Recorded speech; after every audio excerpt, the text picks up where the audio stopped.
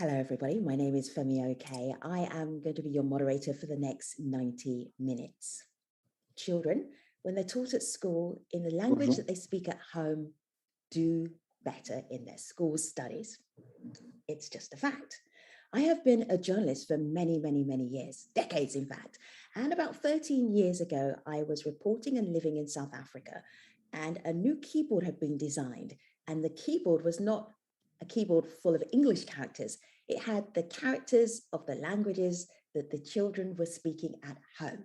Instantly, homework got better. It came in on time. The students studied better because they could type in characters that they understood in a language that matched the language they spoke at home. So the reason we're all here is because the World Bank has put out its first policy proposal for language that is important that children speak at home. So we are going to be talking about that. And in this conversation, we will have World Bank officials, academics, we have ministers, and we will also have you. You see that little chat box there, your comments, your questions, you can put them in the chat box. We have a World Bank team who will be looking at those comments, questions, answering them, and also bringing those conversations, your comments, I'll bring them into the conversation here. Because we are a multilingual conversation, we will have interpretation in French, Spanish, Portuguese, Arabic, and also in English. So now that we're all set and we're ready to go, welcome everybody to Loud and Clear. Teach children in a language they use and understand. Think back to your school days. You may remember your classroom, supplies, classmates, a favorite teacher, even a principal. The teacher would explain the lessons, and some students would understand, while others had questions. But you could tell learning was happening. Now imagine the same classroom, but when the teacher speaks, she uses a language that students don't understand. As you can tell, it is impossible for children to learn this way. Unfortunately, this problem is not uncommon. Nearly 37% of children are taught in a language they don't understand in low and middle-income countries. This is a major reason for the high rates of learning poverty seen around the world. These children miss their chance to learn foundational skills like reading that are critical for future success. Even worse, these children tend to be the most vulnerable.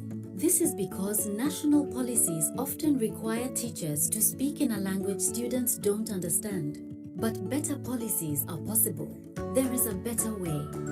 When children are taught in a language they understand through basic school, they have the opportunity to learn not only the language they speak at home, but also other school subjects like math and science, as well as other languages. To end learning poverty, issues of language of instruction must be addressed. Let's give every child the chance to learn. Let's ensure every child is taught in a language they understand.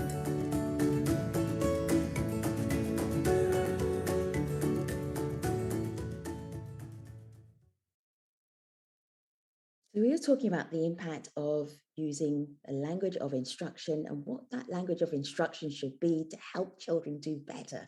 Hello, Alberto. Hello, Dina. Nice to see you. Two very important people from the World Bank. They're going to tell you how important they are. Alberto, introduce yourself to the World Bank live audience. Well, it's great to be here. Good morning, good afternoon. My name is Alberto Rodriguez. I am the Director of Operations and Strategy for Human Development, and it's a great pleasure to join this conversation, Femi.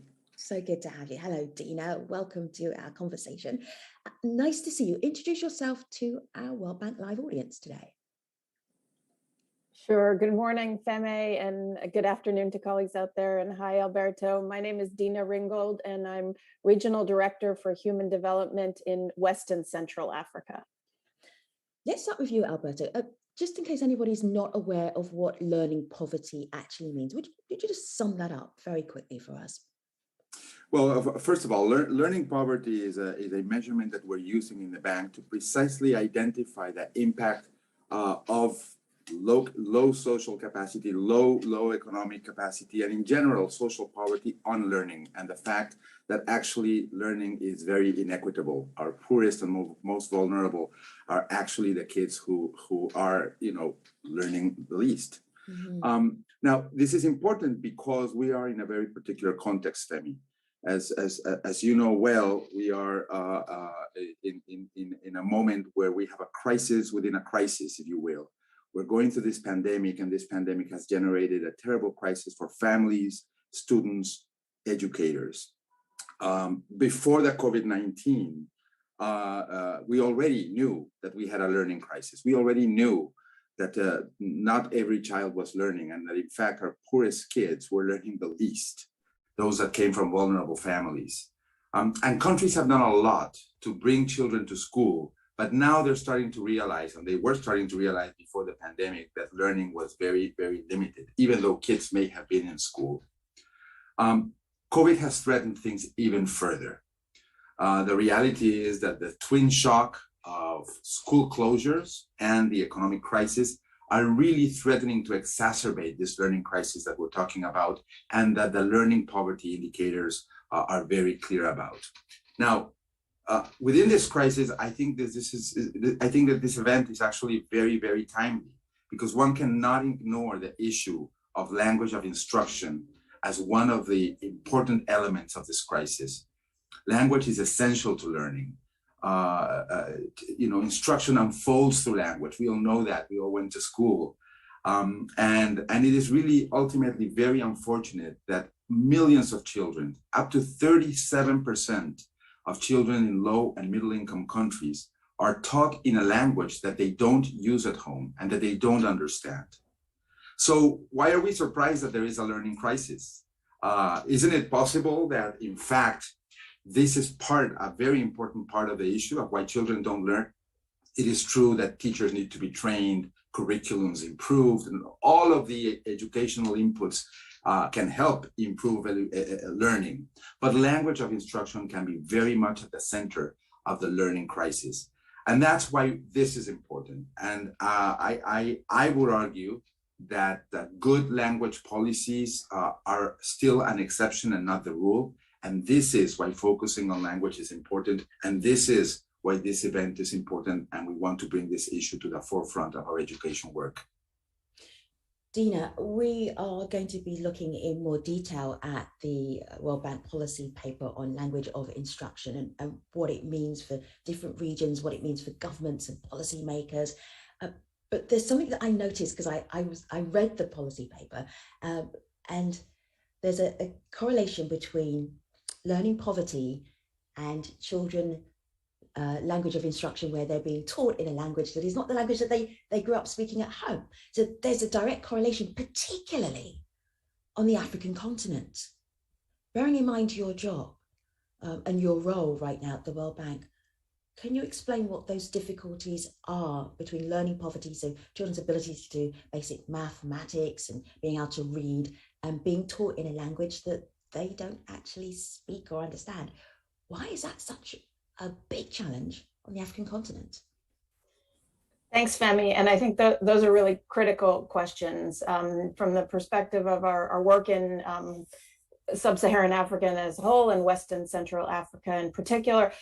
Education and addressing the types of issues around the learning crisis that Alberto just mentioned are key. And in our strategic priorities, human capital and education for countries' future growth, productivity, development for individuals, for families, is absolutely central. And I think what we see in this report is that we cannot make progress on learning, on improving education outcomes, without considering language of instruction. So if I take the region where I work, the learning situation is dire. 4 out of 5 children are in learning poverty. I think we have the highest level of out-of-school children in the world. And it's also one of the most rich and diverse regions as far as language goes. So I think there are 5 official languages in the region, but the truth is there are 940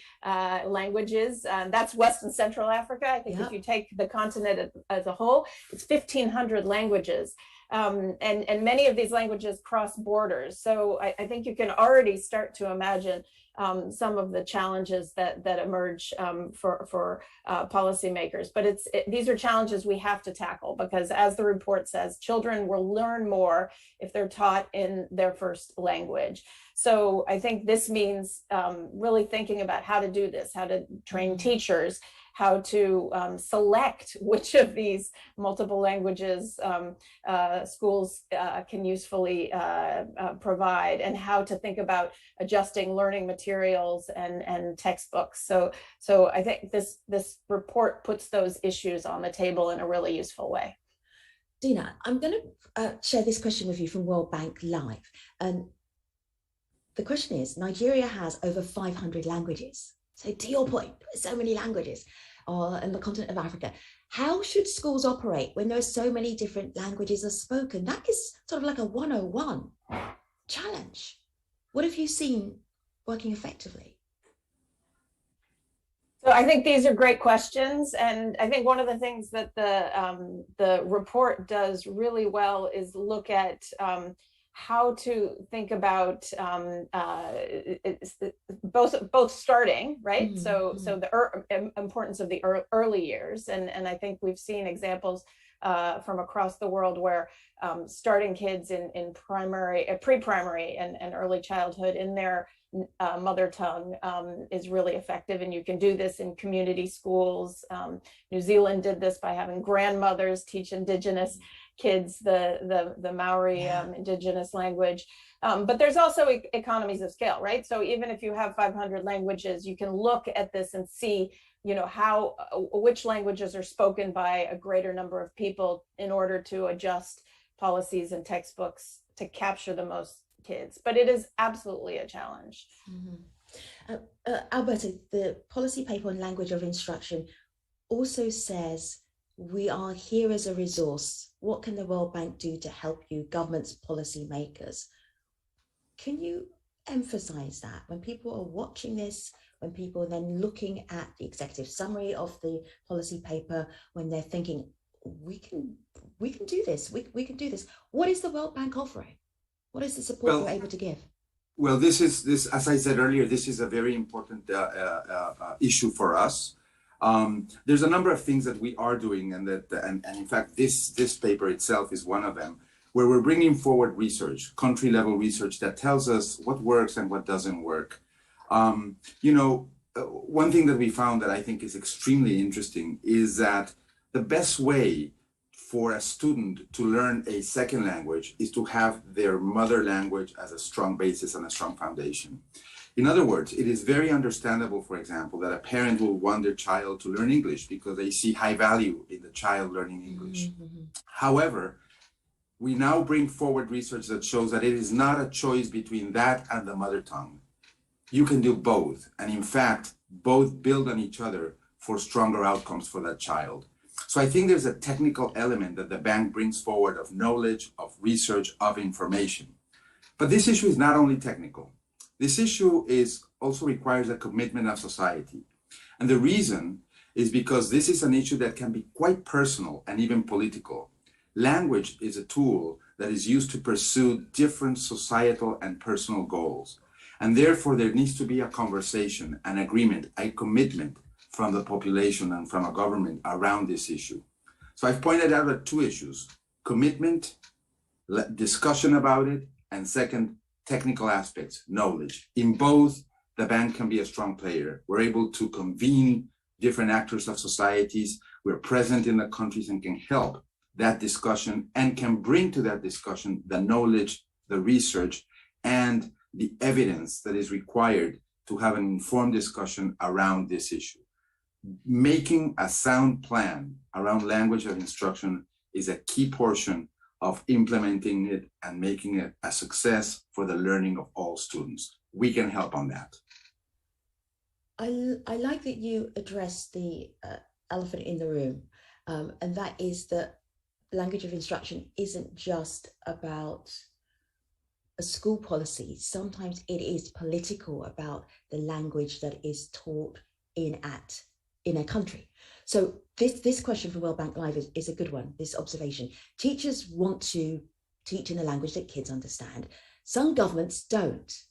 And many parents and teachers see why it is better for the students to use their home, their local language in school, but the government requires instruction in the official language of the country. So then what do you do? It's a hot topic. You know, it's a difficult topic to address.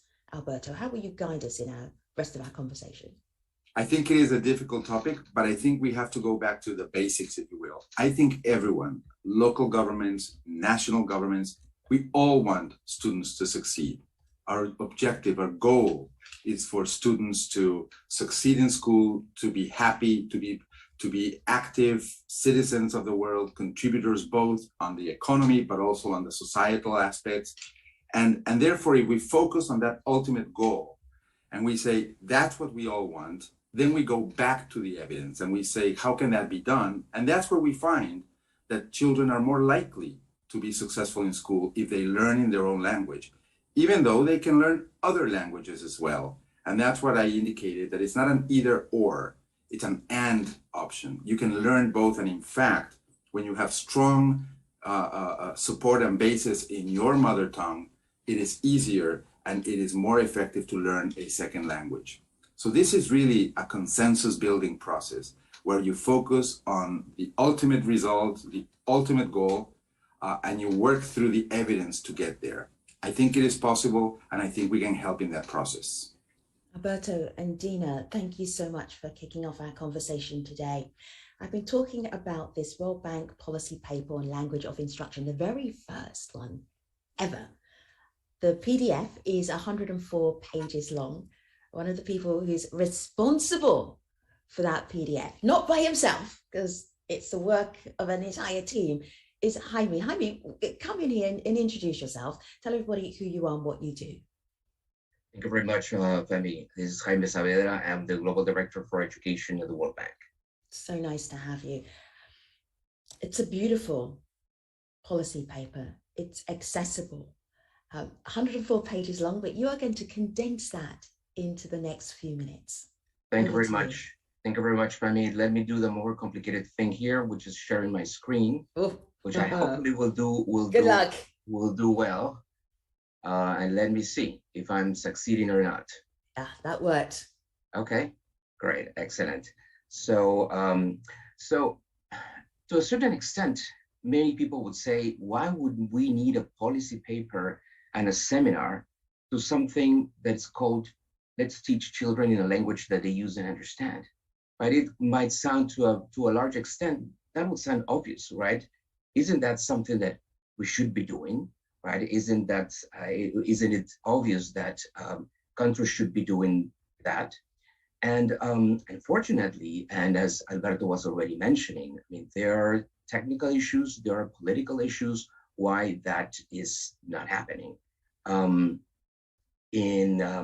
We do have a problem.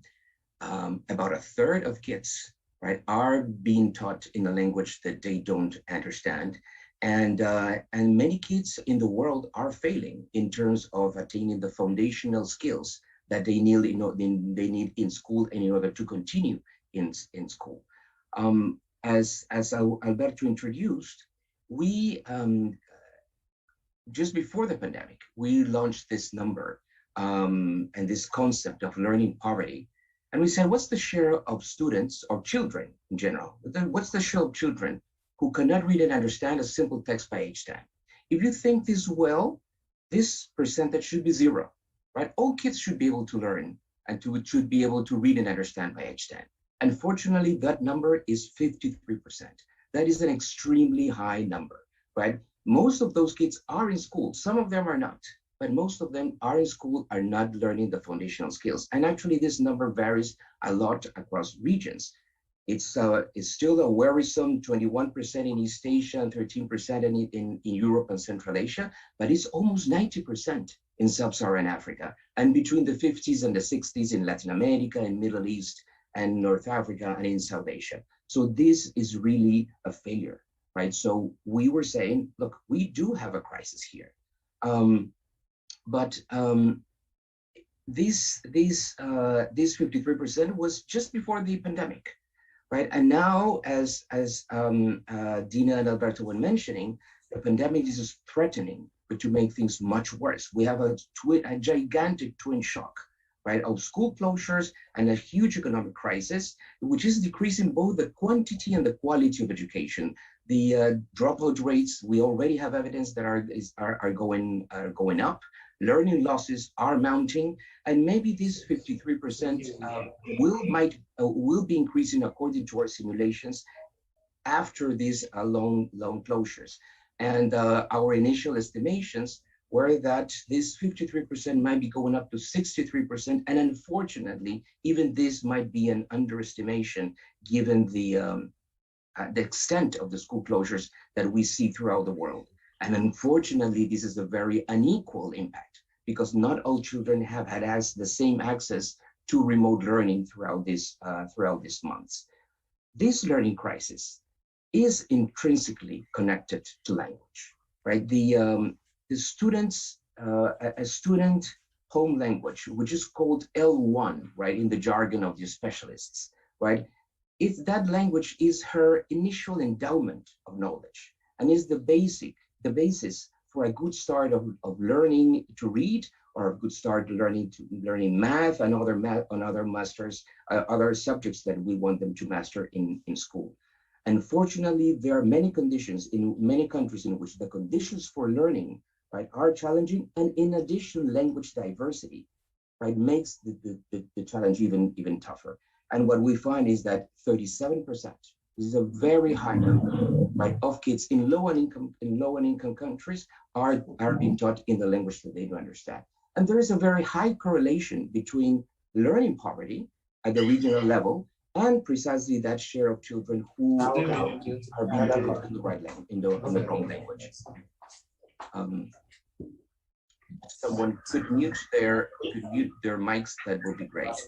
In particular, we see that in Sub-Saharan Africa and Middle East and North Africa, very high rates of learning poverty, very high rates of children not being taught in the right language. Interestingly, in Latin America, we see a very small number of kids that are being taught in the wrong language, but that number is because there are a few large countries like Argentina or Colombia in which this issue of language diversity is not a gigantic one. But I mean, overall, we do see a large correlation between learning poverty and the challenge that we're faced. If the child is not taught the language they speak at home, they are more likely to be from the bottom 40 of the socioeconomic scales, right? If schools in that area do not have the right language, they might just never enroll. And if they do, they might be absent from class, they might drop out, they might never achieve the cognitive, academic, and language skills that we want them. But there is a better way. And the better way is about a policy package.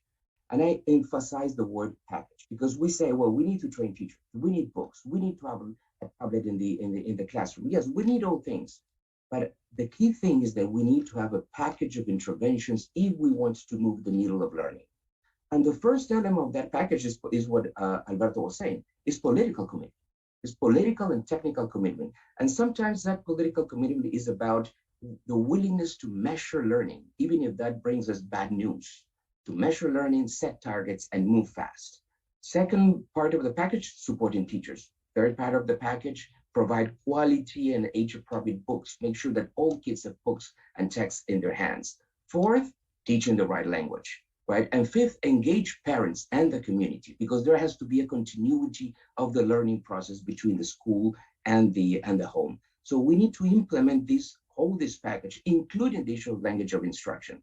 And if that happens, our research is showing, right, that if the child is taught in the right language, learning will be faster and will be more efficient. And actually, as was mentioned already, the acquisition of the second language, right, what they call L2, would be even easier. Right? Students will develop more confidence and learn with more confidence other academic subjects and develop their full cognitive abilities. And what's more important, there will be a better interaction between teachers and students. right? The school would be a nicer place for kids, and the school would be a more inclusive, effective, and efficient place for learning. Let me close with defining very quickly what are those effective language of instruction policies. And let me summarize this in 5 principles. The first one is teach children in the language they understand through the first 6 years of primary school. And the early grades are the most important one. The second one is teach in that language not only reading and writing, but other subjects as math, science, history. Third principle, introduce the additional language with a focus on oral and language skills at the right moment. Fourth principle, continue then working in both languages, right? In the second language, but also continue emphasizing instruction in the mother tongue. And fifth principle is we need to plan well, we need to implement policies, evaluate them, monitor if they're working well, and adjust. This is a learning process, and it's a very complex process. All this thing is easier said than done. This is there's a very complex implementation challenge here. First of all, we need to do a very careful language mapping. Just understanding who speaks what and where. It's not trivial at all. You were mentioning the case of Nigeria, in which you have 500 languages, but just understanding clearly what is being spoken in each community is a very complex issue. Then you need to decide on teaching and learning materials on which languages. It might be very difficult to do it in 500. You need to choose what will be the 20 or 30. That was my case when I was minister in Peru. We had to develop materials in 22 languages, which was a very tough challenge, right? But you need to do that. And I was very happy of approving new alphabets in some cases, right? That was fantastic, right? It's really making a change in the life of people. Third, you need to recruit teachers, allocate them in the right places, ideally teachers that will know both languages, which is not easy, right? And you really need to support it. And we need to measure learning all the time to see if things are happening. And obviously, technology in this day and ages can really help. And public policy is not easy, right? We need to adapt policies to ensure that they also meet the needs of children with disability and those living in fragile and conflict settings. Let me finalize saying that yes, this is difficult. This is tough public policy, but this is essential public policy, and there has been some successes. In Cameroon, right, Com was introduced as a language of instructions in the first 3 grades, and then transitioned to English in the 4th one. In Uganda, 12 local languages introduced in the first 3 grades, then transitioned to English in grade 4. Peru is using local languages in the early years, although not yet in the whole country. And then Spanish becomes the language of instruction, depending at the moment in which the what was the child's original Spanish fluency. And in all these cases, there is evidence that learning scores will improve and are improving. What's our commitment? Is a very loud and clear commitment. We need to make sure that we continue working with countries and with governments to make sure that all children are taught in the language that they understand if we want to give them the future they deserve. Thank you very much, Fahmi. You're muted, Fahmi. Thank you, Jaime. I have something I want to share with you, and this comes from World Bank Live. As you were speaking, as you were giving your presentation, this is Julia Roman Menacho. Very interesting topic. But in Bolivia, the native indigenous children are taught in Spanish, even if they speak Aymara, Quechua, Guarani, or other languages. This is detrimental to the learning of boys and girls. This situation must be changed. I mean, you did that in Peru. Can any of the neighboring countries also do that? Look, yes, they can and they should, and it's happening. And we're going to hear about the case of Ecuador in a few minutes, in which, yes, they are implemented those policies, and it's difficult. I can understand that. It's difficult sometimes from a political perspective, because parents say, no, I want the kids to learn in Spanish. But as what Alberto was saying, right? Yes, that's correct. It's a valid desire. We need to do that. But we will do it in a more effective way if we start first in Quechua or in Aymara, and then the children transits to Spanish. The challenge is that we need to find teachers in all places that will master both languages. That will be ideal. We need to develop the reading materials in both languages. And that's difficult public policy, but it's really doable. And I think we're going to hear very good examples of this happening. It happened in Peru. And I would say for us, the easy part was complicated. It was a huge amount of work of many technical people of developing materials. And in some cases regarding languages in the Amazon, create new alphabets, right? But that's the easy part in quotes, because then the training and support of teachers, that's the more complicated one, right? And we need to deploy all teachers across the whole country. That's more complicated, and that might take some time, but we need to do it. All right, we're about to hear how complicated it is. Jaime will be back at the end of our program with his reflections of our 2 roundtables. We have 2 roundtables. The first one will be looking at challenges, language of instruction in place, and how various different countries and regions are dealing with that challenge. And the second roundtable will be looking at implementation, how to get this done. All right, roundtable number 1, our virtual roundtable. On it, we have Minister Stanislas Ouaro from Burkina Faso. We have Vice Minister Cinthya from Ecuador, and Dr. Hanada Taha is also joining us from Zayed University, and also Adama, Ouane, former Director of UNESCO Lifelong Learning. Nice to see all of you. I'm going to get you to do your own introduction so you can ground yourself in why you're so important in this conversation. Now, it is not going to be a TED Talk introduction because you're all brilliant people, but just a brief introduction so we understand your connection with language and sort of instruction and why you care about that so much. Minister Ouaro from Burkina Faso, go ahead, introduce yourself to our World Bank Live audience.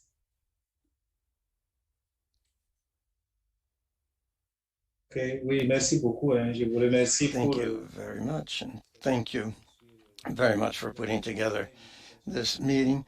Thank you for the initial presentation and the importance of teaching in the mother tongue.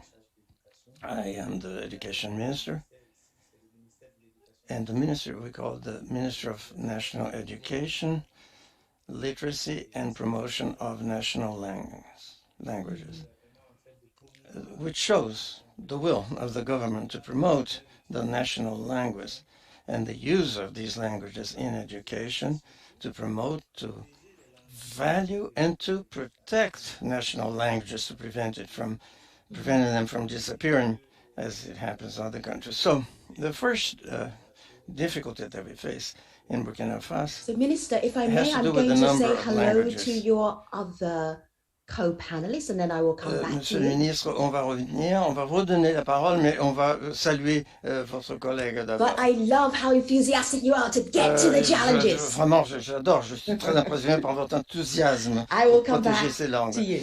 Nous allons vous redonner la parole, Monsieur le ministre. So we move on to the Vice Minister, Cinthya for Ecuador. Vice Minister, please introduce yourself and your connection with why language of instruction is so important in your country.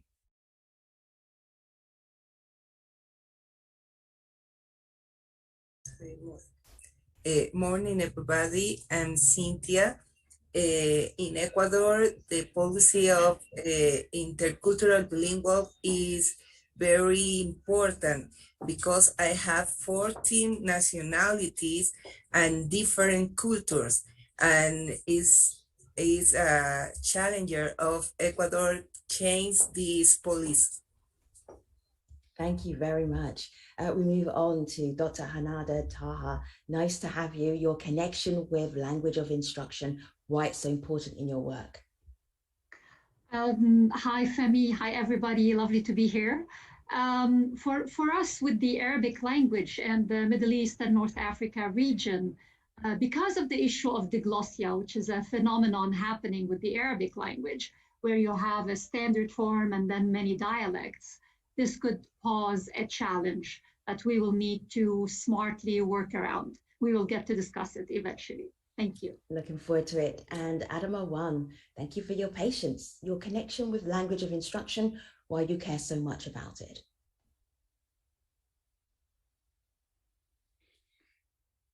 Je suis toute ma carrière J'ai consacré donc I have devoted my whole career to this issue of language of instruction. I've been working for 40 years in education and also together with UNESCO for life learning. See, this issue is basic, essential, and I am very happy to see that the World Bank is talking about this issue today. Minister Ouaro, let's go back to you. The benefits of teaching children in a language they understand in Burkina Faso. What are they?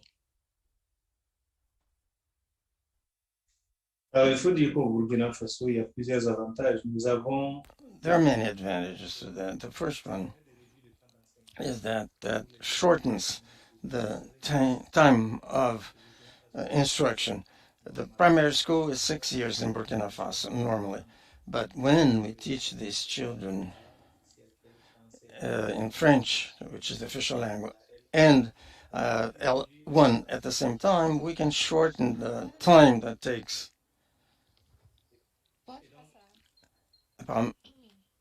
Too many mics are on at the same time. William11@aol.com. Please mute yourself so that the minister can continue. Please mute this. It may well be one of our interpreters. Minister, please continue. We still Donc là, hear c'est le premier. Ça, c'est déjà le premier. So this is the first advantage and benefits. We shorten the time for instructing these children. And there are economic advantages, development advantages for children. And in Burkina Faso, there are many children who are not in school, who are out of the education system. They don't go to school, or they will never have access to education. And with other countries in the region like Mali, Niger, we have put together what we call accelerated education strategy for this. So those children go to school for a year, and that allows them to make up for the gap that they have 1 year, 2 years. So the first year of schooling covers nine months. During the 2 first months, the instruction is given them in the mother tongue of the child. And then 2nd month, we start using French. In the 3rd grade and 4th grade, we continue teaching other things. So it shows how important it is to use the mother tongue at the beginning. I am a teacher. I am also a researcher at the university. It's important to learn other subjects like math and others. It depends on the basis that this is done. For instance, for French, we do that later at the beginning. Later in the process of education, we introduce other languages. So, but if you shift from one language to another too often, then it will be harder for the children to understand, to learn maths and other subjects. But if you teach them in their mother tongue, this is good because they learn better, they feel more motivated to go to school. Therefore, there are many advantages. And it's wonderful to see that the World Bank is interested by that issue. Merci, Minister. Appreciate you. I want to go to Cinthya in Ecuador. Cinthya, you explained what a big challenge you have. At least 14 different languages, multiple cultures. How are you ensuring that every child learns to the best of their ability by cutting out that barrier between a language that they may well be taught in school and the language that they grew up learning at home? How are you doing that? That's one of the most popular questions that we're getting on World Bank Live right now. How do you do this? How do you do it in Ecuador?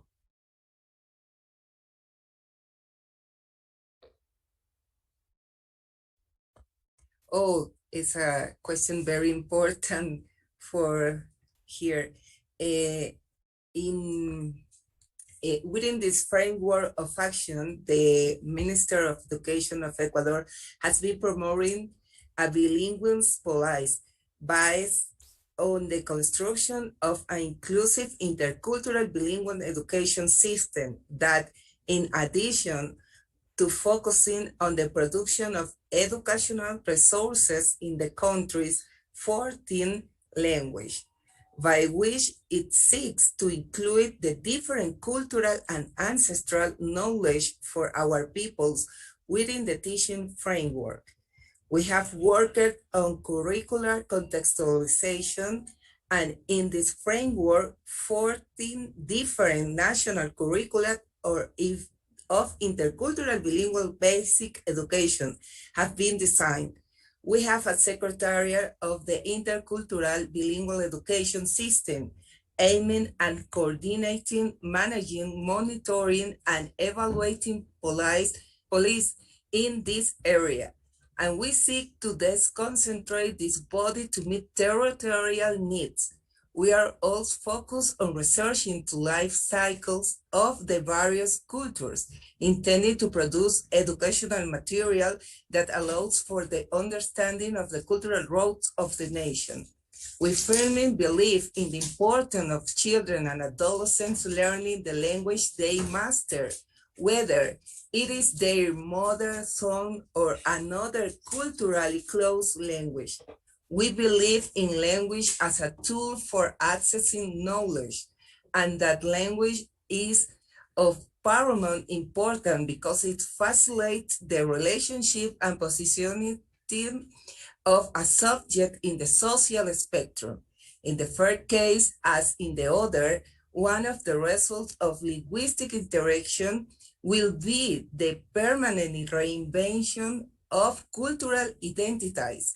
And it is precisely at this point whether the terms plurinational and interculturally acquire importance in all areas, one of them being in the educational sectors. In Ecuador, the importance of children receiving their education in their language and cultural environment has been understood, and these permits have been guaranteed of a constitutional right. In 2016, Ecuador promoted and led the negotiation of the General Assembly resolution to proclaim 2019 as International Year of Indigenous Language, and subsequently the proclamation of the Indigenous Language 2022-2032. This concentrates initiative of great significance and immense symbolic value seeks to take action at the national and international levels to recover and revitalize indigenous language. In this process, Ecuador has emphasized the importance of working for indigenous language in the educational sphere, since it understands that when a language disappears, what disappears are the people themselves, their knowledge, their ways of life, their relationship with the land, and their sense of community. During the pandemic, as a result of collaborative work with UNICEF and Plan International, educational guides we produce in the 14 ancestral language, and currently the Minister of Education is carrying out pioneering actions such as the creation of a registration platform for intercultural bilingual education units, the launch of the I Want to Be a Teacher contest for intercultural bilingual teachers and permanence in the system, and thus teaching in their language. Additionally, we are working on researching the life cycle of the people and nationalities to gather information on their history for development of educational materials that allow bilingual teachers to have at their disposal. In this way, the different knowledge of the different cultures can be taught in a mutually complementary manners. A strategic action of the minister in 2020 was the articulation with the academy for the production of a bilingual intercultural education repository to offer the public a bibliographic collection with material of bilingual intercultural education. Thank you. Thank you so much, Cinthya.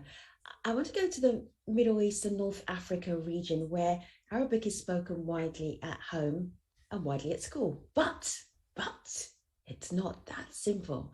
It's a little bit more complicated than that. If you speak Arabic, you know why. Hanada, it's great to have you here. You have been doing research into language of instruction long before the World Bank put out their policy paper. So you're here to give us some tips and suggestions, and also dig a little bit into the research that you've done. First of all, would you explain that dilemma between Arabic spoken at home and then Arabic that is spoken at school? Thank you very much, Femi. This is a great question. So Arabic is a diglossic language. This means that there is a standard language that we all learn at school, but then at home, we speak in the dialect of that country, whether Lebanese, Egyptian, Emirati, Saudi, whatever it is. Now, these dialects, I have to say, they are direct derivatives of the standard form of the language, but with a lot of differences, be it phonological, sometimes semantic, syntactic. So these differences make it a little bit difficult, sometimes a lot difficult, depending on the dialect these kids come from. When they go to school, having heard that specific dialect at home, in school, they are immediately thrown into the lap of, we call it modern standard Arabic, which is the standardized form that all school materials is based on. So, and there is no bridging stage or phase done for these kids, which really lead to many kids falling behind. We can see it in the PEARLS and PISA results on the reading measure that is done. We can see it in their schooling on other things, even in TIMSS, the math and the science tests that they do. So it is not just affecting the Arabic, but it's affecting all learning that is happening in Arabic language.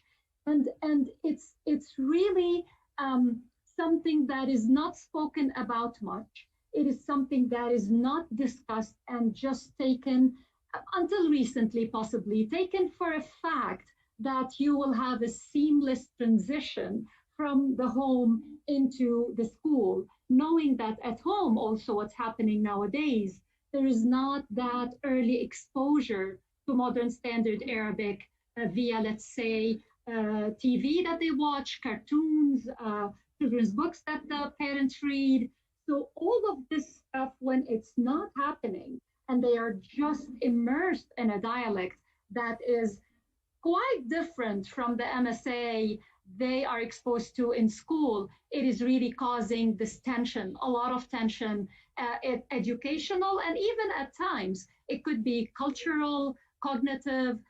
It could lead to a kind of a resistance to learning modern standard Arabic, questioning about the relevance of it all. We have so many questions about this topic. They're all asking the same thing. What do you do about that? Between standard Arabic and spoken dialect, it can be so different from written standard language. So then what do you do? What are you seeing happening in the Middle East and North Africa, dealing with this break between a dialect spoken at home and the Arabic spoken at school? Thank you. Lovely to speak about solutions for a bit. So there are many things happening now. So a couple weeks ago, probably the World Bank launched this wonderful policy paper. It was on advancing the teaching and learning of Arabic language with the focus on how do you bridge this journey between the dialects and the modern standard Arabic. Now, within the various countries, the discussion is starting to brew in a sense. I know Jordan has just launched a wonderful work in research, which is something really important for this region, like to base our decisions concerning language of instruction on research. And they are researching this diglossia and the effects it has on learning. And the solutions are honestly early exposure to modern standard Arabic via children's books, via cartoons, via the talks, via listening to it, songs, rhymes, all of that stuff. Making sure that when they enter school, there is actually a program, a well fleshed out program that is serving as a bridge between the dialects, the home dialects, and the MSA curriculum, and ensuring that the curriculum of the early years uses a lexicon that is very similar to the child's dialect. It could be still standard form, but it's the simplified standard form rather than using a very high language that would just go, beyond what the kids can do. So teacher training is another solution that people are looking into now. Better teacher preparation in colleges and in universities, which has not, until today, it has not addressed this issue. So going into these different paths and steps will be extremely helpful in redeeming this gap between the dialects and the modern standard Arabic. Thank you, Hanada. You've been extremely helpful to help us understand the challenges of language of instruction across the Middle East and North Africa. Stay with us because I'm going to get all of our roundtable speakers to come back at the end of our program because I want to ask them for a single takeaway that they are going to condense into a sentence. So they're going to be thinking about that sentence now from now to the end of the program. Let me bring in Adama. You may have heard earlier on in our program that we've talked about the political nature of what the language of instruction is in schools, but we didn't really explicitly say why it was political and why it's controversial. Adama, you are so well versed on this topic. Can you break it down? What would be political about the language that is the official language taught in schools? Why is it problematic? And then how do you work around that? Adama, nice to see you. Go ahead. Merci, Femi. Merci. Thank you very much, Femi. Thank you to the World Bank for this excellent idea. As we said, learning and education Adama, is not just language, Adama, but if I may, language. can I ask you, yes, sit back. Fantastic. That is a perfect, yes. Yes, you have a fine face, but we were seeing all of it. Okay, please continue. Donc comme je disais, donc, sans la langue. I was saying that, of course, not everything is language, but without language, education doesn't make any sense. It's really surprising, if not really even disgusting, just see that in spite of all the experiments, all that was said and written, there's resistance to adoption of the language of instruction. People say that there's no language policy in the country. Well, there are ideas and arguments on this, but at the same time, there's a lot of resistance from parents, from technical financial partners, from teachers, and very often we talk about a scarecrow when there are so many different languages, the difference in the urban areas, rural areas, and we talk about the technical aspects of language as oral tradition, and we talk about the status as languages that are second class considered second class. And the population, when they assume that they will be taught in their own language, I mean, we need to have the materials so that the cost of producing all that is enormous. And there is also negative effect on the students. These opinions se basent, all that are myths, and these ideas, wrong ideas, don't resist the results of research that has been developed for many years. Though we also need to admit that languages are only equal before God and linguists, because there are languages that are more prestige, they're more attractive, and that exists because of their presence in the world. It's normal that the poor want to be taught or alphabetized in those languages of prestige. But we thought for a long time that if you taught children in a language that's not a very important language, we are wasting your time and we are wasting human capital. But in reality, I must say, we have asked parents, do you want the happiness of your children or the development of this language? But that's not the issue. The document of the World Bank proves clearly that it's not a choice. It's not a and or, but it's and, the two issues. Therefore, we're not trying to exclude any languages, but we want to reinforce the first language, L1, is fundamental. And then to learn an L2 or other languages for the needs of communicating with other people or for work and to live. So the students must acquire their skills in the first language, L1, is a tremendous asset for their further education, their social inclusion, for their own autonomy, and for the future of society altogether. Adama, thank you so much. There are teachers who are really concerned about knowing, they're watching World Bank Live now, they know that their students learn better in the mother tongue, but it's a challenge about how to make that happen. What would you say to those parents, those teachers who already know what the policy paper says because they're experiencing it? What would you say to encourage them? Well, let me just switch in English quickly, just to say that, in fact, the teachers are right to have concern about teaching in languages which are not well equipped technically, which don't have a good tradition, which they don't master themselves very often. And we know that this is possible.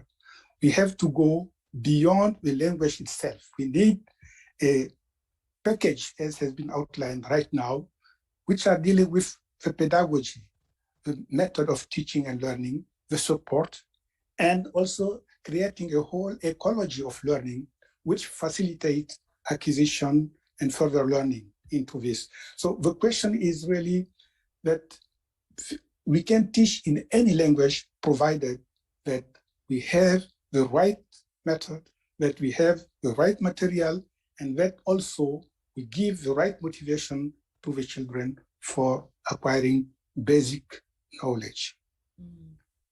I have one more question. Thank you, Adama. I have one more question. I'm going to ask this to Cinthya and also to Minister Ouaro.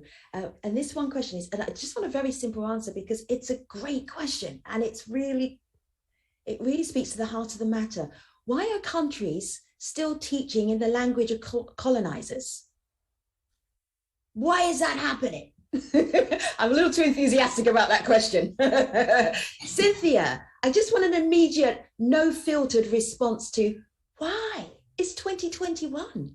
Why are we still teaching in the language of colonizers who were roaming around the world in the 18th and 19th centuries? Cinthya.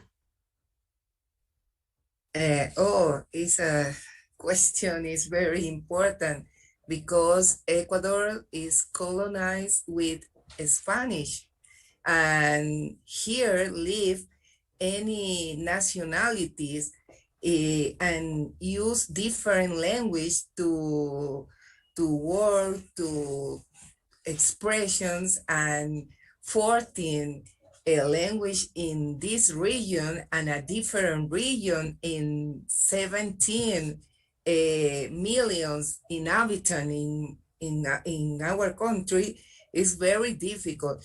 But now I need to live in these different cultures is very important for minister and president in Ecuador.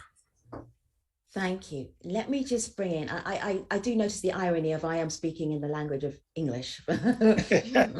I hear the irony in everything I say. So and English is the second language.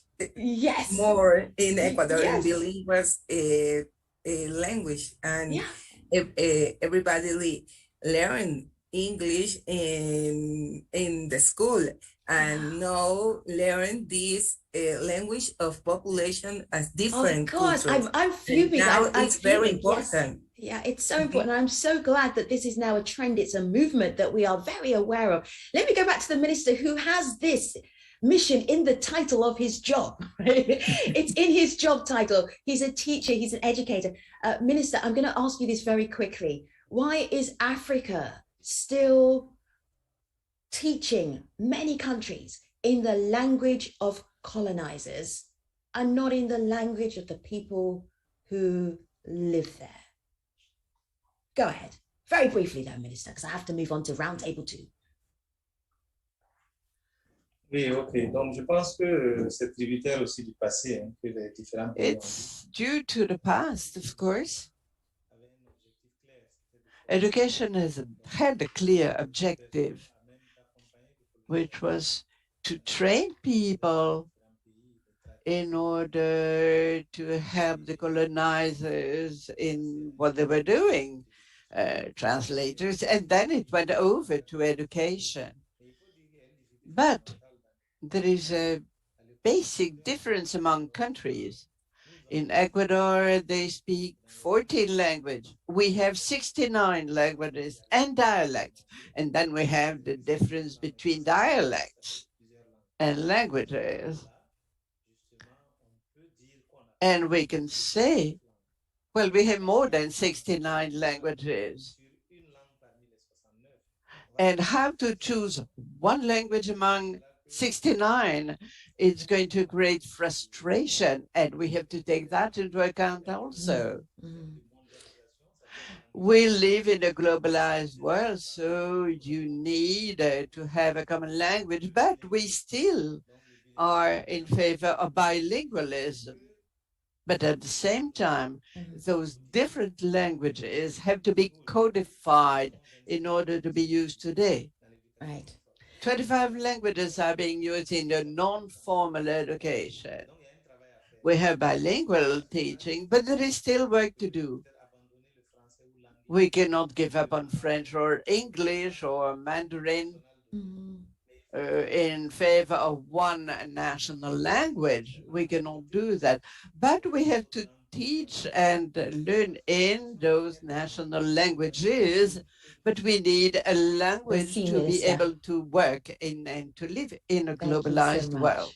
All right, merci, Minister. Okay, so that was Roundtable number 1, the challenges and how different countries, different regions are approaching language of instruction for their young people. Roundtable number 2 is going to be looking strictly at implementation. How do you get this done? So let me say hello to your panelists for Roundtable number 2. We have a Minister Geremew Huluka, we have Professor Dina Ocampo, and we have Dhir Jhingran. Nice to see all of you. I am going to get you to do your own introductions very briefly, and then also connect yourself in your brief introduction to language of instruction, why it is important to you. Minister Huluka, first of all, nice to see you. Please introduce yourself. Okay, thank you. I'm Geremew Huluka, State Minister of Ministry of Education in Ethiopia.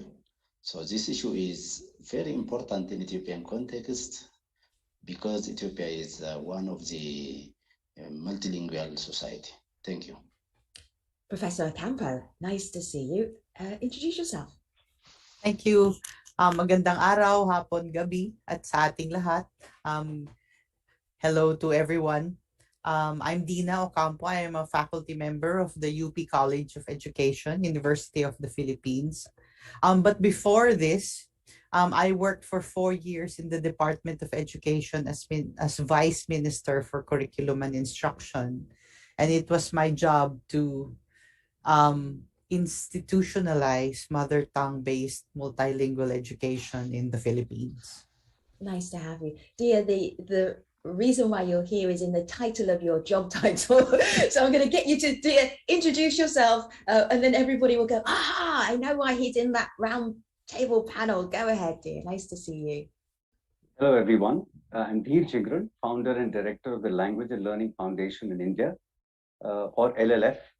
LLF was founded with the vision that all children will have strong foundational skills in their home and additional languages and develop to their full potential. So we are very closely linked with today evening's language of instruction agenda. All right, great. Okay, Minister, let me start with you. Ethiopia has multiple languages, multiple ethnic groups, and so mother tongue instruction is incredibly important, very important. How have you managed it in Ethiopia? What is the template that you can share with other countries who also have multiple languages within their country?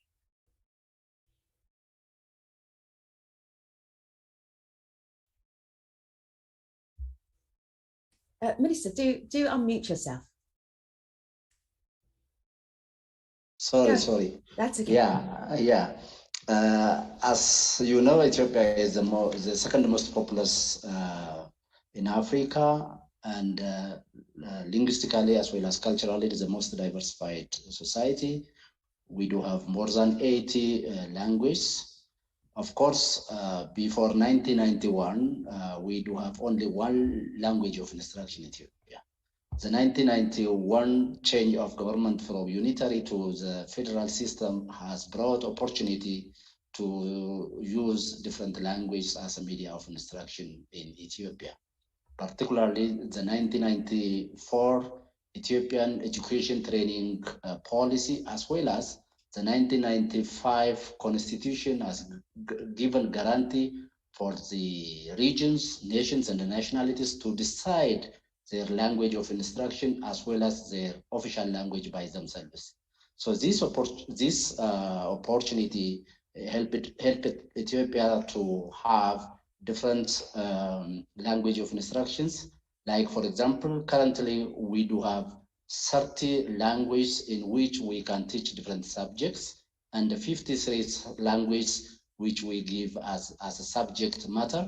And among these, 17 of them are given from first grade to 12th grade. In Ethiopian context, first grade means age of 7, and 12th grade means you can add 12 with 7.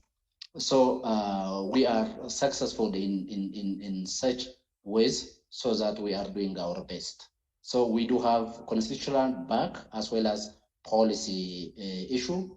Of course, Ethiopia also has endorsed for the first time the language policy of the country, and we are revising our educational policy now, and we are seeing in that how to manage this media of instruction, particularly for their mother language or mother tongue. Thank you, Minister. I'll come back to you. Let me just go to Professor. Professor, you spearheaded lots of efforts to get language of instruction to match the language that children were learning at home and could speak at home. Can you tell us about that? Because again, people want to know the how. How do you do this? I'll try to do it very quickly. Mm-hmm. The Philippines has over 170 languages. And in this number of languages, we obviously, there are languages that are spoken by very many, and languages that are spoken by very small numbers of people. For example, certain indigenous groups would speak unique languages that only their group do use in daily life. So there's a very large variance of numbers of speakers and so on. It began with many research over decades, and it was always a pendulum swinging between going to English and using Filipino even as our national language for learning. And then now at the moment, we are at multilingual education. We are using 19 languages of education from kindergarten to grade 3. And many indigenous groups have made their own versions. We call this process contextualization, Femi. What we do is that what the department has done is to create materials that are prototypes, which then different groups or different language groups will now contextualize or localize into their own languages. Or better even is that they create their own. So one of the things that I can share is that the implementation is very uneven, right? There is an effort. There's a huge effort, and it's a continuing effort to improve the implementation and to improve the products that are needed for children to be able to learn, for teachers to be able to teach and all that. But implementation in such a large country and with many diverse languages can be a challenge. Some of the things that had to be done were mentioned in the report, actually. Ours is a bit different. We don't deal with only 2 languages. As I read the report, I noticed that the emphasis was really on a couple of languages. But the Philippine situation is different. We have the local language or the mother tongue, and then there is Filipino, and then there is English. And I was listening to the conversation about why teach English at all, or which is one of the languages, the language of one of our colonizers, because we had 2 I or saw you 3. laughing when that question came up. I saw you chuckling. And I was part of the research group that actually asked parents and asked communities about that. And this is way back, like over a decade ago. And so I've been doing this for very long as well, just like Mr. Adama. And so we asked them, and they said that they were willing to learn because, language politics is also very interesting, dominant languages, large groups of people speaking also very established languages. And also what might parents would be keen to know what might get my child ahead. Yes. If they speak a colonizer language, are they going to do better? Are they going to do better in the world? I know that there are situations in Nigeria where little kids growing up only speak English. Yes. They don't, and they're in Nigeria. And I'm so furious. I lost my mother tongue because my parents were immigrants and they were scared to teach me Yoruba. They were scared that I would have an accent, which is not true. We all, as linguists, know that's not true. So this idea that that language too is going to get you ahead. That's very powerful, right, Professor? Yes, because it's I called that in one of the things I've written, the language of economic and social mobility. But there's another end to it, which I think is equally important, is that peoples love their language. Their languages. And so the notion of having only Filipino as the Philippine language in schools was also not attractive to them.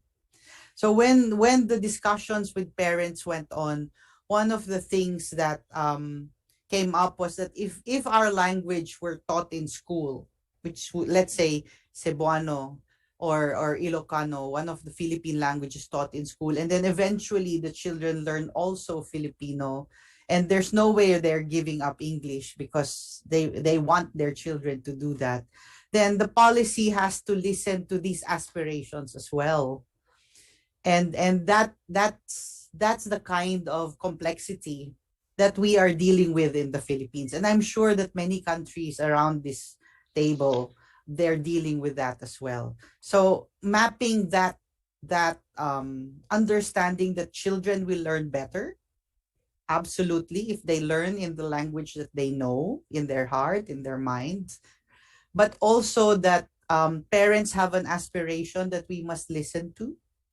And then there is an identity as a nation that was also important for policymakers. With the work, we had to try and work with teacher development. We needed to work on instructional materials development. Assessment was the killer. Assessment continues to be the most tricky part. I see Hanada nodding her head because that's really where the most difficult part is. I think, and that's still a work in progress where I'm from. Professor. The lack of reading material, if I may, last point, the lack of reading material. We don't teach children to read for reading's sake, right? We teach children to read to make themselves happy, for them to love themselves, to love everything that comes with identity. But it also means being able to relate to others, understand the lives of other communities, and that comes through books for children who are far, and of course multimedia and so on. So not having sufficient reading material in an ambitious language program will be one of the downfalls of such a program as well.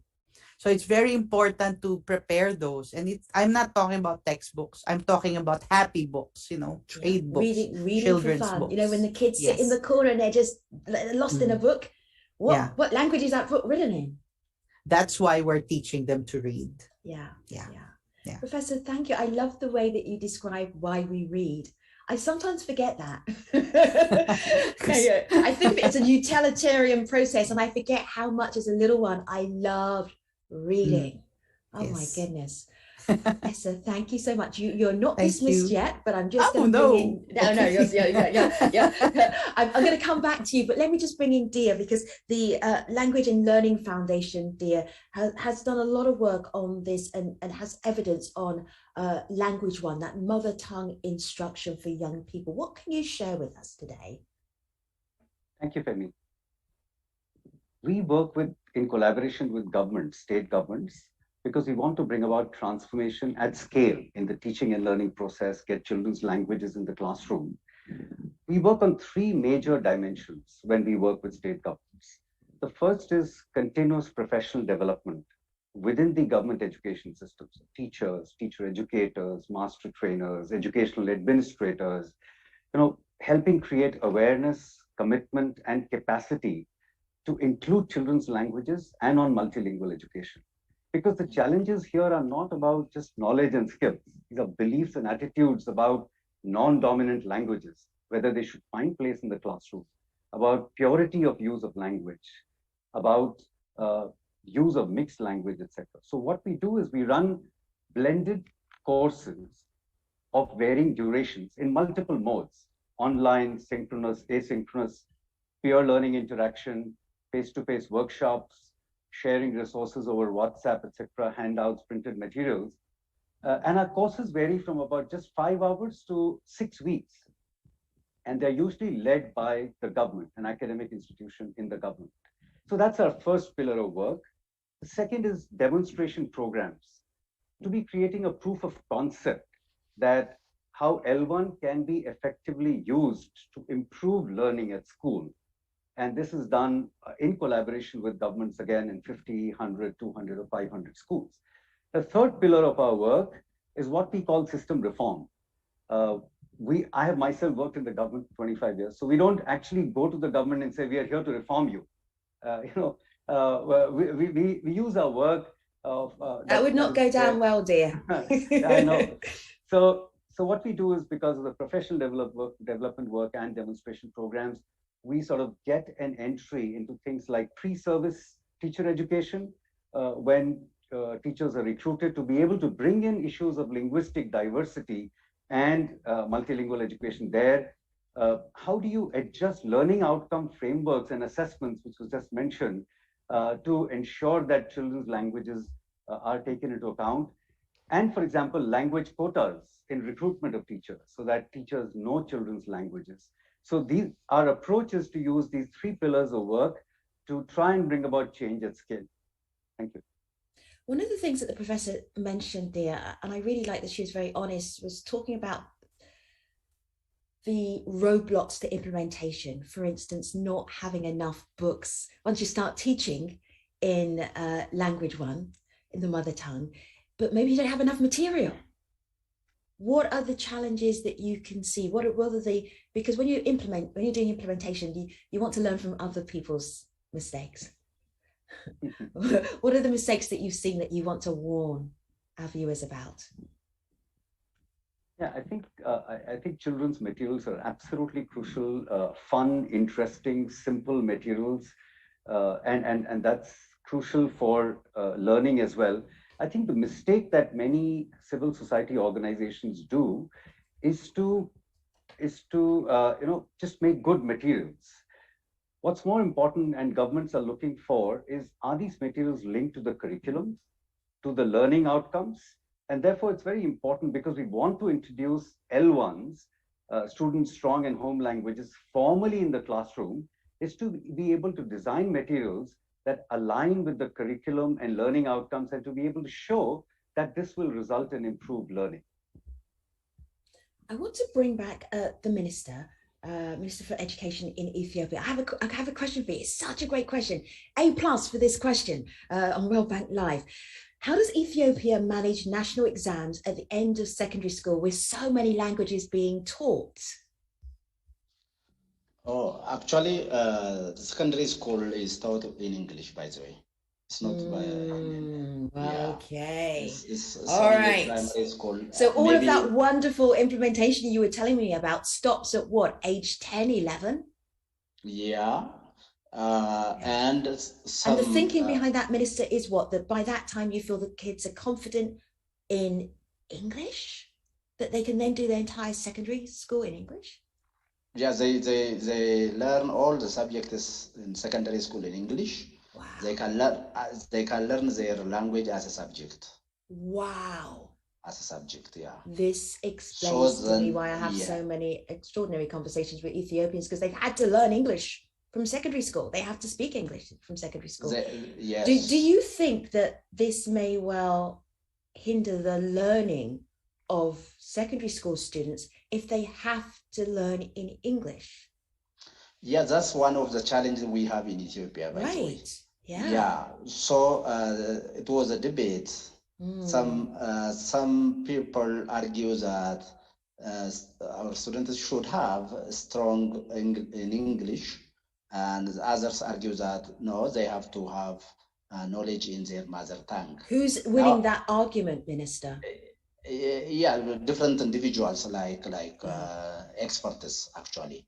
The government commitment is high in improving the mother tongue, and also we are working on how to improve English in it is maybe separate project. Like we are planning to intervene English communication in middle school, like 7th and 8th How powerful grade. are you, Minister? Could you just say, let's teach secondary school in language 1? Can you do that? No, yeah, Professor Ocampo is like, no, that's not going to happen. No, You're just making trouble, moderator. No, we do have a great document which we call education roadmap. Right. That roadmap recommends us to continue teaching our students even in secondary school in their mother tongue. So Ethiopia in the future will move to this recommendation. We don't have problem doing this, but it's a question of capacity, and there are so many challenges to do this. Otherwise, we do have such commitment. All right. So wonderful. Roundtable number 1 and roundtable number 2. Here is your challenge. In a sentence, how do we move and make progress with youngsters so that language 1 is a language that they are taught in when they go to school for the first time? it is a sentence. Our hashtag is language of learning. So your sentence, if it's great enough, people will be tweeting it out. Minister, oh, I'm volunteering you to start. What is your sentence? Okay, to make it be a long sentence, let me try it. It's not a long sentence. No, you're not there to trick me. It's a short sentence. Anyhow, allowing children to learn with their mother tongue is not only a pedagogical issue, but also the right of the children. Fantastic. Short sentence. I love it. Thank you, Minister. Professor Ocampo, your sentence that is tweetable is what? I think my sentence would be show that it works and then extend it. That's my sentence. Yeah. Prove that it works. Prove that it works. Yeah, and that's honest to goodness assessment that we need. Very practical as well. Dhir, what is your sentence? Go ahead. We need to work on two parallel tracks. First, design programs that are highly contextualized and sort of boutique mother tongue based multilingual education, but alongside, because the scale is so large, develop pragmatic, even if imperfect solutions for including children's L1 and instruction in a variety of ways. Dhir, this is a paragraph. I can't tweet it, but I love the paragraph. All right, roundtable number one. Welcome back. Lovely to see you. Minister Ouaro from Burkina Faso. One sentence. You're an educator. I know you can do it. But one sentence. Go ahead. Unmute yourself, Minister. What is your one sentence to help us move forward with language of instruction, make progress? A single sentence. Alors nous ici nous avons. We have all the skills. We have everything that we need to do that, but we need to be supported. We need the support, financial support from our partners to include national languages in Cinthya, schools. I know you can rise to this challenge. Your sentence is what? Is Cinthya still here? Did she disappear because it was too much pressure? Let me move on to Hanada. Hi, Hanada, Professor. Hi there. Go ahead. All right. So, early, effective, and smart exposure to modern standard Arabic would pave the way to personal and national growth. Very nice. Adama, you spent your lifetime working on this, and now I'm giving you one sentence, but I know you can do it. Go ahead, Adama. Quality education for all is possible by increasing considerably the number of language of instruction. Yes, very good. All right, I believe I've gone through it, everybody. And now I promised you that I would return to Jaime. Jaime, I'm fascinated to hear your reflections on what we've been talking about for the last almost 90 minutes. Jaime. Well, thank you very much, Femi, for your fantastic moderation. I have to say first that the executive summary of this report will be accessible, will be translated, will be in English, in Spanish, in French, in Portuguese, in Arabic, in Swahili, in Hausa, in Wolof. And in the next few days or weeks, it will be in Urdu and in Quechua. And I'm just asking the team, I'm just WhatsApping them if we can do it in Yoruba before you ask me. Thank you. In full day also. Okay. Well, Jaime, you started a riot now. right. But actually, I think it's a very important point, right? Because we usually translate to Spanish, French, Arabic, but not to these other languages. So that's something that we need to think about. Why is that we're doing it? So this has been an extremely fantastic conversation. Let me mention just three things. One is that it's a difficult balance because it's about balancing politics, the labor market needs of that parents see for their children, but it's also about national identity. It's about that kids should feel that they're included in school, and it's also about kids being happy, right? So we need to balance the whole thing. So, I mean, for kids to be happy, they need to feel included in school, and that will most likely happen if they are taught in the right language. So we need to balance all those things and in order to take the right decisions. Second point, and this is great that several emphasize that, it's not a choice. This is not about let's learn this language or this other language. No, we can learn what we call L1, right? The language at home, and that will build the foundations to learn better, not only another language, could be another 2 or 3 languages, right? So, and learn other materials. So it's really not a choice. But third, we need to recognize it is a challenge, right? It's not easy, right? Because as many were saying, this is creating a whole ecosystem. It's not just the books or the material, the reading materials. Great to have that. We need to have that. We need to have the prepared teachers. We need to have the whole ecosystem that supports teaching in more than one language. Actually, that's what we're aiming at, right? If there's language diversity, let's embrace that language diversity. Let's tackle the issue from the perspective of education system challenges, but then use this to build a better future for our children. I think we have a huge challenge in our hands. But we really need to make progress on this agenda that has been the lifetime work of Adama, for example, and of Professor Ocampo. But it's great that we have people that have this as a challenge for their lives, because really this will be one way in which we can really change the lives of our children and give them a better future. So thanks to everyone for this, but this is just one small step and a long journey that we'll need to continue in order to improve our education systems. Thank you very much, Jaime. Thank you, Jaime. Thank you to Jaime as well. Appreciate that. Speakers, fantastic. Roundtable number 1, roundtable number 2. World Bank live audience, you are on fire. I love your questions. Did you hear me? Feed them all the way through our conversation.